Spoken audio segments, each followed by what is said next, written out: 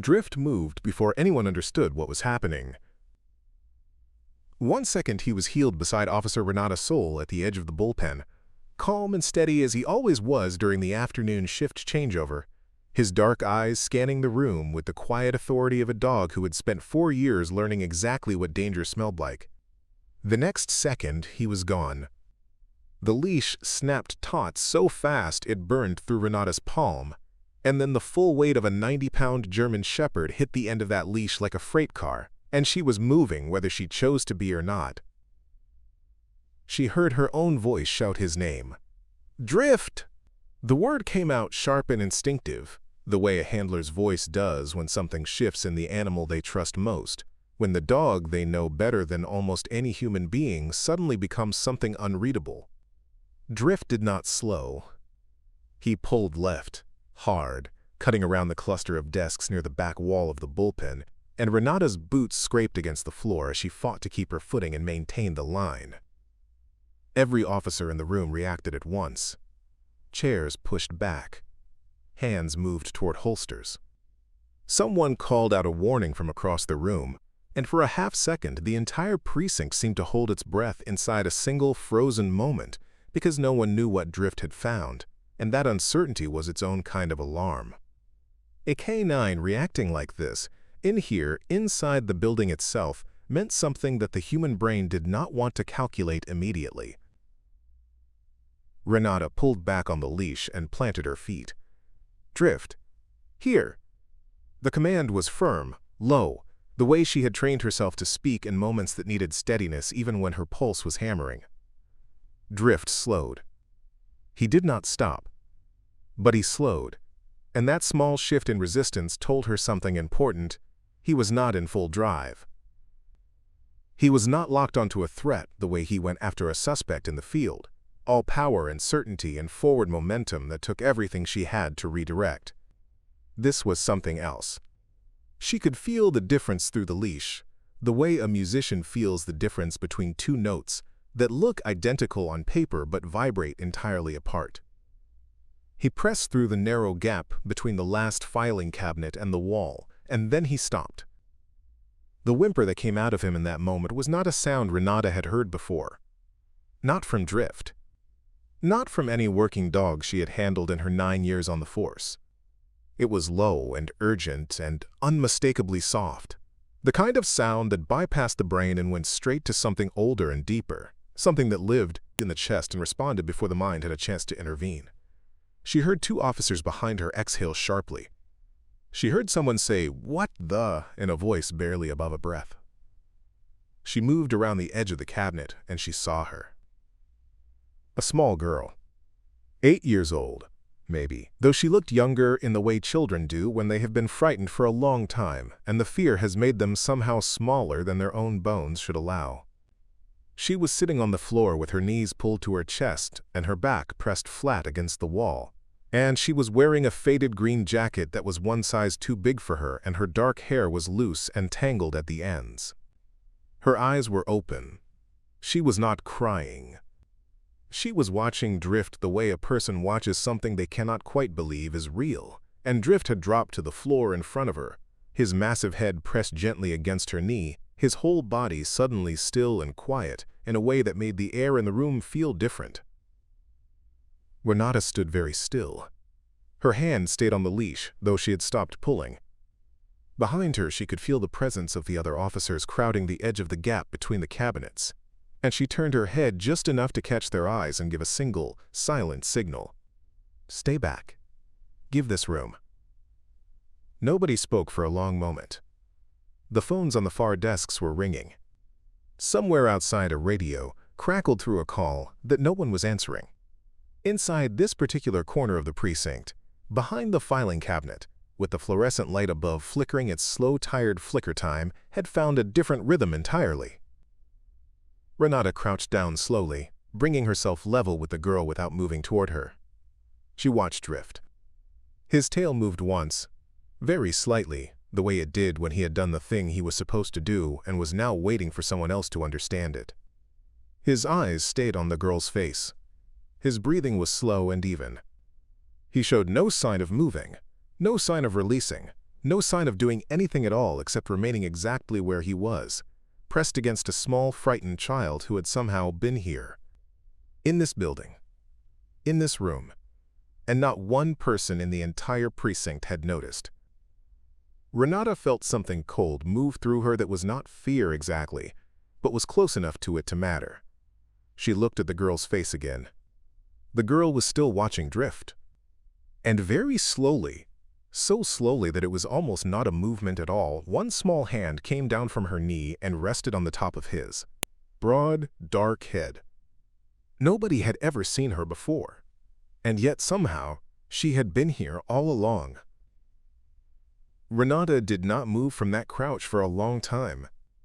She stayed low, one knee nearly touching the floor, close enough to feel the warmth radiating off Drift's flank, but far enough from the girl to give the space its own kind of breathing room. The girl's hand had not moved from the top of Drift's head.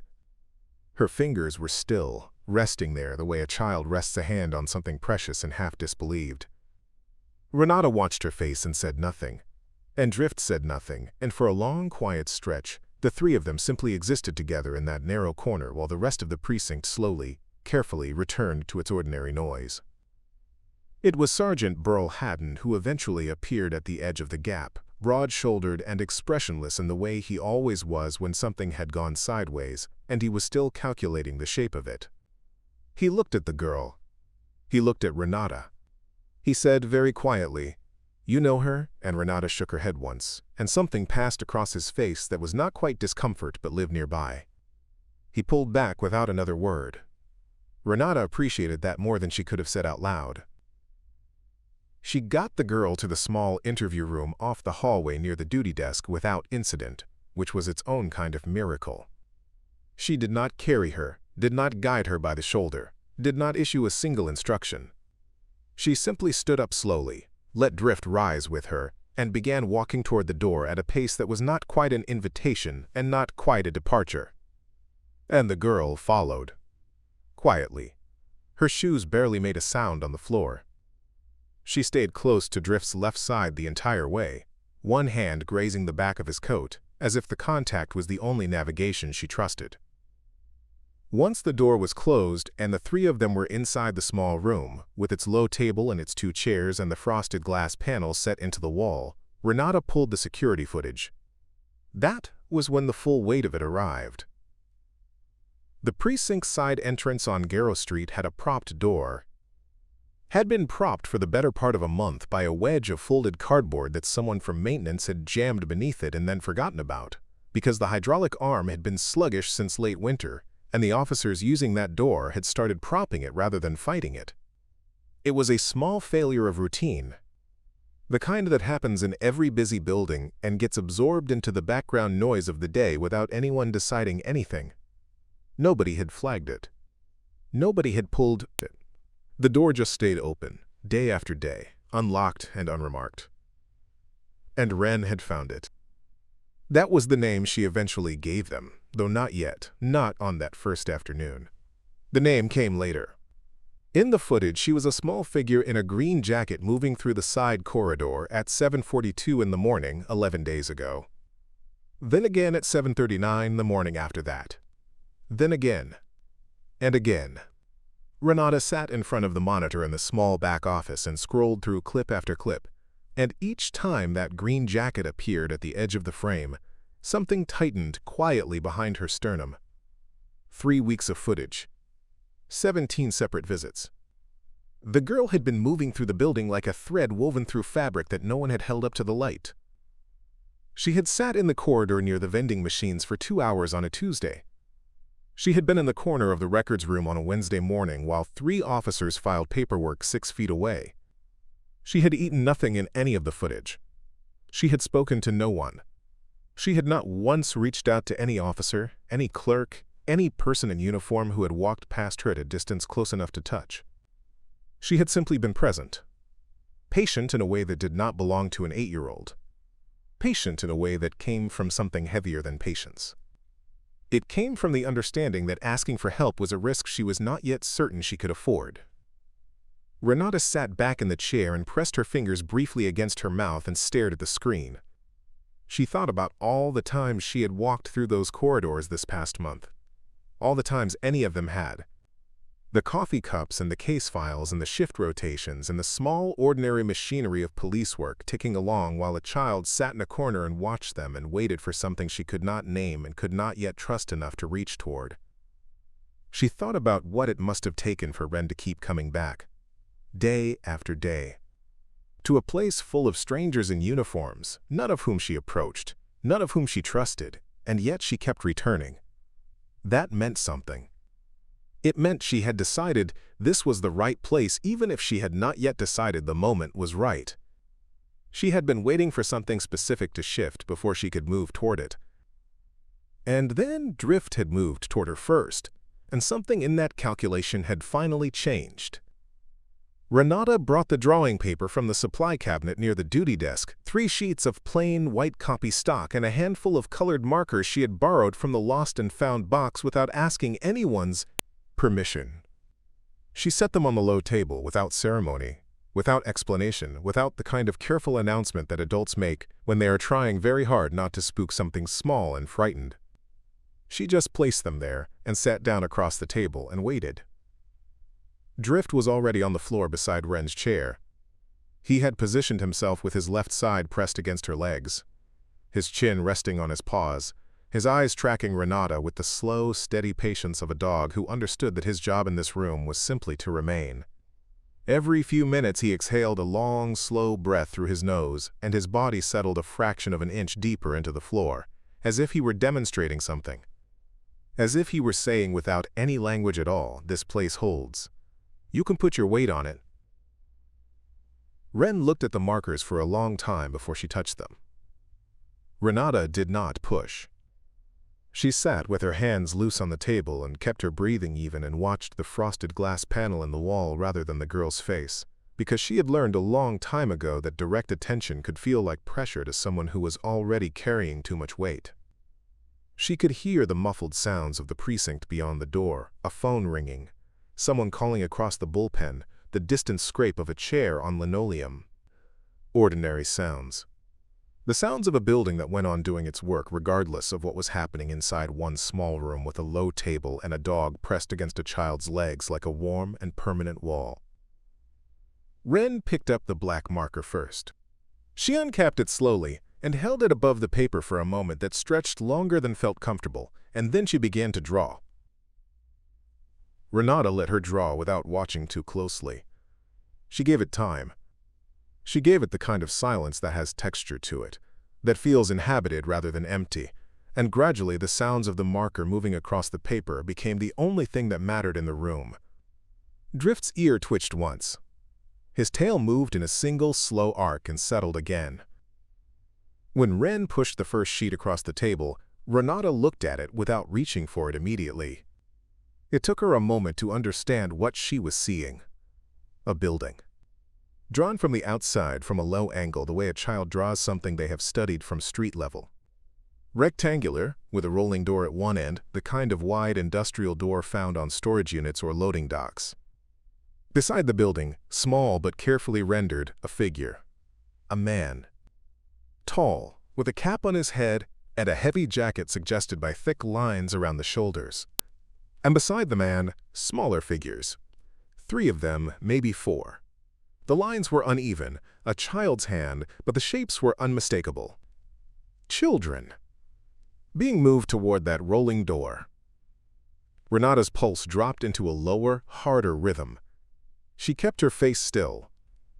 She looked up at Wren, who was watching her from the other side of the table with those quiet, measuring eyes, and she said very carefully, "Is this someone you've seen?" She kept her voice flat and soft and without urgency, because urgency would close this down before it opened. Wren held her gaze for a moment, and then she nodded once. Just once. Small and deliberate. Drift raised his head from his paws. He looked at Wren. He looked at Renata. Then he pressed his chin back down and exhaled again, long and slow, and it felt less like a dog breathing and more like a signal. Like a green light no one had asked for but everyone in the room felt. Wren reached for the paper again. She drew the man's face. Simplified but specific, the set of the jaw, the cap pulled low, a detail in the jacket collar that spoke of something she had seen close enough to remember. She drew the building again from a different angle, and this time she added a street sign at the corner of the page. The letters were careful and deliberate. Not all of them were fully formed, but enough. Renata read them. She knew that corner. It was 2 blocks from Carver Heights, the apartment complex that sat on the south edge of the district, the one with the broken gate and the parking lot that backed up to a row of commercial storage units that had been sitting half vacant since the renovation project stalled out 2 winters ago. Then Wren drew one more thing. A circle on the jacket. A patch, worn on the upper arm. Renata leaned forward slightly, studying it. A logo of some kind. A stylized wrench or tool inside a small oval shape. She recognized it. She had seen it before somewhere in the ordinary background of the city, the kind of detail that registers without registering. Building maintenance. A contracted maintenance company whose trucks she had seen parked in lots across the district, without ever thinking twice about them. Her hand was steady when she picked up the sheet, but her chest was not. She looked at Wren across the table. Wren was watching her with the same quiet, measuring expression she had carried since the moment Drift first pressed his head against her knee, waiting to see if the room would hold the weight of what she had just put into it. Renata held the drawings carefully and said, "You did the right thing." She meant it in a way that went far beyond the words. Wren did not smile. But something in her face shifted, just slightly, the way a held breath finally and quietly releases, and Drift's tail swept the floor once more in the silence that followed. Renata carried the drawings out of the interview room with the careful deliberateness of someone transporting something fragile and irreplaceable, which was exactly what they were. She walked the length of the hallway to the detective unit without hurrying, because hurrying would have looked like alarm, and alarm moved through a precinct the way weather moves through a valley, fast, and in all directions at once. She needed this controlled for exactly as long as she could hold it that way. Detective Sergeant Nora Vest was at her desk when Renata laid the sheets down in front of her. Nora was 12 years in, sharp-eyed and economical with her reactions, the kind of investigator who had learned to keep her face still while her mind ran hard. She looked at the drawings for a long moment without speaking. Then she looked up at Renata. Then she looked back at the drawings, and this time she reached for the one with the street sign and held it closer to the desk lamp. "She'd draw these herself," Nora said. It was not quite a question. "Every line," Renata said. Nora set the sheet down and was already turning toward her computer before Renata had finished the sentence. The name search on the maintenance company took 4 minutes. Cross-referencing contracted workers with access to the Carver Heights complex and surrounding commercial properties took 6 more. The name that surfaced, attached to an employee record and a vehicle registration and a district access permit, was Coyle. First name Garrett. 41 years old. 17 months with the contracted maintenance firm. Access credentials for 11 residential and commercial properties across the South District, including 2 that backed directly onto the storage facility row that Wren had drawn from memory at street level. Nora opened the missing persons database while the access record was still loading. She typed with 2 fingers, fast, and the silence between keystrokes felt dense with something building. 3 cases. 3 open files involving minors, all from within the South District, all filed within the past 14 months. A 9-year-old girl reported missing from Carver Heights 11 months ago. A 7-year-old boy from the Delwood complex 6 months after that. A 10-year-old, gender listed as undetermined at time of filing, from a block that sat less than 400 meters from the storage units Wren had drawn with a child's careful hand and an eyewitness's precision. Renata looked at the 3 files on the screen and felt something go very cold and very still inside her chest. She had known from the moment Wren pushed that first drawing across the table that the weight of it was real. But seeing it rendered in case numbers and missing dates and photographs of small faces looking back from official records, that was a different weight altogether. That was the weight that required something from you in return. "I want surveillance on that facility tonight," Nora said quietly, already picking up her phone. I want it clean and I want it quiet, and I do not want Coyle to feel a single draft before we have eyes on what is inside that building. The team was assembled and briefed before the evening shift had fully turned over. 4 detectives, 2 patrol units positioned on parallel streets, a liaison call to the district task force that handled organized trafficking operations, and a warrant application submitted to a judge who had worked these kinds of cases before and understood that certain hours mattered more than others. By 10 that night, the surveillance package was in place. 2 unmarked vehicles on separate approach angles. A camera relay feeding directly back to a monitor in the detective unit upstairs, where Nora sat with a cold cup of coffee and watched the screen with the focused patience of someone who had learned that waiting was not the absence of work, but a form of it. Renata was not part of the surveillance team. Her job, as Nora had made clear with a directness that left no room for argument, was to stay with Wren. That was where she was needed. That was where Drift had already decided she was needed, which Renata had privately understood before Nora said a word about it. She went back to the interview room. Drift had not moved from his position against Wren's chair. The drawing paper was still on the table. Wren had added to one of the sheets while Renata was gone, a smaller drawing in the corner of the page. 2 figures standing side by side, one tall and one small, with a shape between them that could have been a dog. The lines were loose and soft compared to the earlier drawings. It looked like something drawn from feeling rather than memory. Renata sat down and stayed there. She did not tell Wren what was happening 2 blocks away in the dark. She did not speak about Coyle, or the storage facility, or the 3 case files that were now open on Nora's second monitor. She simply sat in the low light of the interview room while Drift breathed slow and even against the small girl's legs, and let the night do what nights do when the right people are finally moving through them with purpose. The call came through at 12:47 in the morning. Nora's voice on the radio was controlled in the way voices get when they are carrying something enormous and refusing to let it break the surface before the work is done. 2 children recovered. Coyle in custody. The facility sealed and the task force holding the scene for processing. Renata closed her eyes for exactly 3 seconds. Then she opened them and looked at Drift, and Drift looked back at her, and neither of them said a word about what it meant that a small girl with a box of markers had just done what months of open case files had not. Drift did not sleep that night. Renata noticed it somewhere around 2 in the morning, when the precinct had settled into its quietest register and the hum of the overhead lights became the loudest thing in the building. He was still pressed against Wren's legs, still steady, still breathing in that slow, deliberate rhythm he had held for hours, but his eyes stayed open.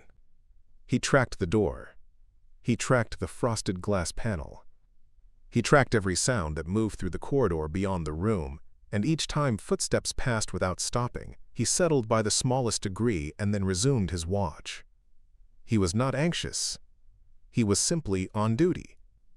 As if he had decided, somewhere in the first hour of that long night, that his shift was not ending until this particular thing was finished. Wren had fallen asleep in the chair somewhere after 1. Her head had dropped to one side, her cheek resting against her own shoulder, and her hand had slipped from the top of Drift's head to rest loosely against his neck. She slipped the way exhausted children sleep when they have finally allowed themselves to believe, even briefly, that the room around them is not going to change while their eyes are closed. Deeply. Without flinching, Renata had found a folded blanket in the cabinet near the door and draped it over her carefully, and Wren had not stirred. By 5 in the morning, the calls had started coming in from the task force.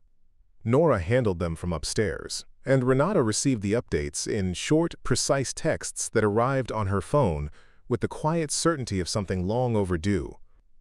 The facility had been fully processed.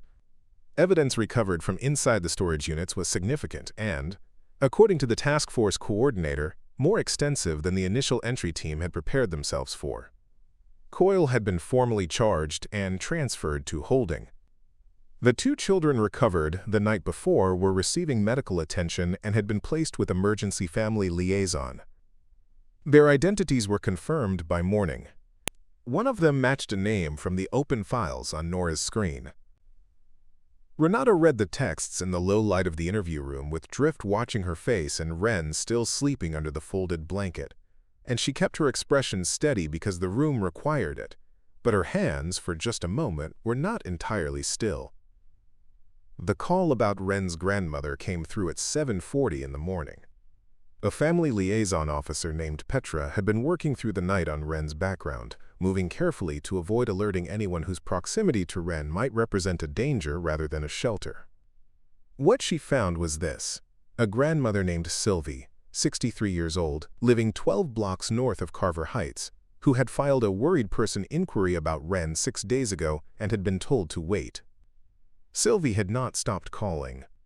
The liaison officer described her voice on the phone as the voice of someone who had been holding the same breath for a week and a half and had simply refused to exhale until someone told her something real. Renata was the one who told her. Sylvie arrived at the precinct at 8:23. Renata heard her before she saw her, the sound of quick, determined footsteps on the lobby tile, the low, urgent exchange with the desk officer, and then a voice saying, "Where is she?" in a tone that was not angry and not afraid, but carried both of those things inside it, compressed into something that could only be described as love under enormous pressure. Renata met her at the lobby door and walked her back through the corridor herself, because some moments require a specific kind of escort, and this was one of them. She opened the interview room door and stepped back. Drift lifted his head. Wren was awake by then, sitting up in the chair with the blanket still around her shoulders and her dark hair loose, and when she saw Sylvie standing in the doorway, the thing that moved across her face was not just relief. It was recognition of something she had been holding in suspension for a long time, some fundamental fact about the world that she had been afraid to count on, suddenly confirmed. She slid off the chair. The blanket fell. And Drift, who had been pressed against her legs for the better part of 12 hours, stepped back a single pace and let her go. Sylvie crossed the room in 3 steps and gathered Wren against her chest with the kind of certainty that has nothing performative in it. No words at first, just the grip of it, and the sound of Sylvie breathing into Wren's hair, and Wren's small hands finding the back of Sylvie's coat and holding on. Drift sat down on the floor beside them both, close, but no longer pressed, his tail moving in a slow and quiet arc against the linoleum. The walk to the lobby was unhurried. Renata went ahead to hold the door, and Sylvie and Wren came through the corridor together, Wren's hand inside her grandmother's, Drift moving at Renata's left side with his shoulder brushing her knee at every other step. At the lobby entrance, Wren stopped. She turned back. She looked at Drift, and then she looked at Renata, and she did not say anything, but the look itself was complete. It did not need a word underneath it to carry its full weight. Then they were gone through the glass door and into the pale early morning, and the door swung shut behind them, and the lobby returned to its ordinary sounds. Renata stood at the door with her hand resting on Drift's back and felt the warmth of him rise steadily through her palm. She thought about a small girl in a green jacket slipping through a propped side door, morning after morning into a building full of people who could have helped her, waiting for the precise moment when the room felt safe enough to speak. She had not needed a formal interview. She had not needed the right question, or the right officer, or the right form filled out in the right order. She had needed one living creature to settle on the floor beside her and breathe without asking anything in return, and let that be enough to prove that the world, in at least this one small corner of it, could be trusted. Drift pressed his side against her leg.